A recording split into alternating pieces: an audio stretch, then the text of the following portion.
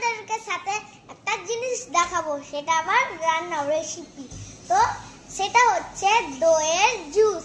তো দইয়ের জুস কিরকম করে বানাতে হয়, সে যেদিনকে মাংস করবে সেদিনকে করবে না, বসে দারুণ লাগবে খেতে। তো তোমাদেরকে চলো সেটাই শেয়ার করবো। তো আমি নিয়েছি প্রথমে দই, তো আমি 2 চামচ দই ঢালবো। চলো, তো এই যে গ্লাসের মধ্যে 2 চামচ দই ঢালবো। চলো, এই যে 1 চামচ,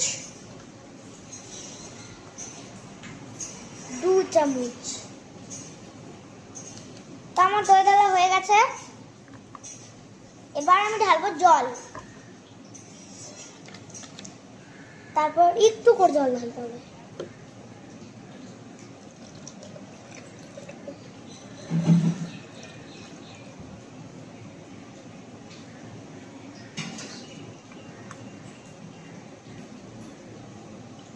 ব্যাস হয়ে গেছে।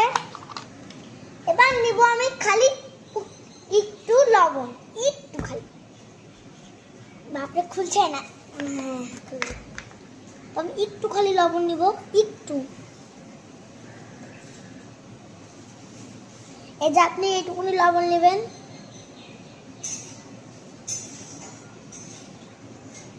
আমার লবণ ঢালা হয়ে গেল। এবার আমি নিব হচ্ছে চিনি।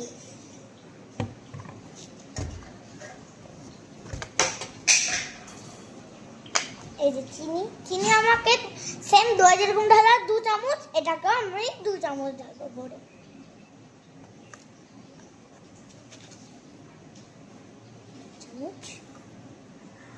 তাহলে মিষ্টি হবে বেশি।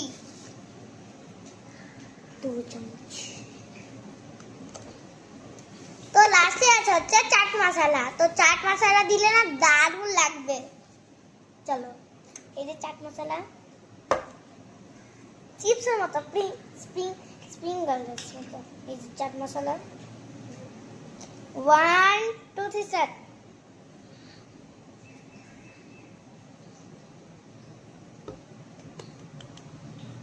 ও দারুণ। এবার লাস্টে আছে খুবই লাস্টে আছে এটা গুলাটা মিষ্টি জন্য।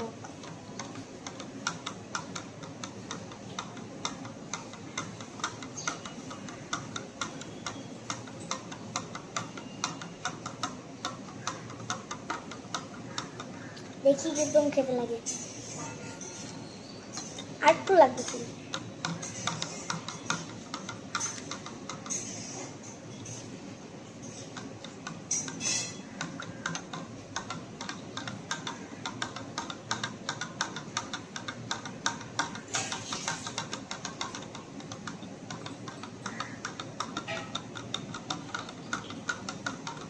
তো ততক্ষণ গুলা না হচ্ছে ততক্ষণ তোমরা লাইক এন্ড সাবস্ক্রাইব করে দিবা।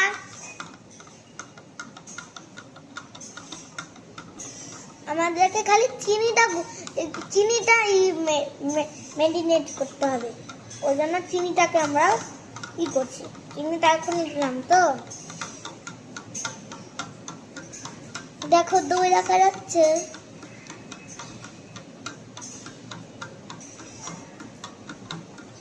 এখন একটু খেয়ে দেখি কিরকম হয়েছে। মিষ্টি এখনো আছে বেশি।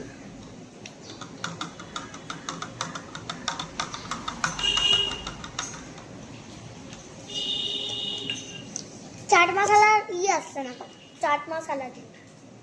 তোমরা যদি না পাও চাট মশলার চাট মশলা দিতে হবে। গুলছে গুলো খাবো, মজা হচ্ছে।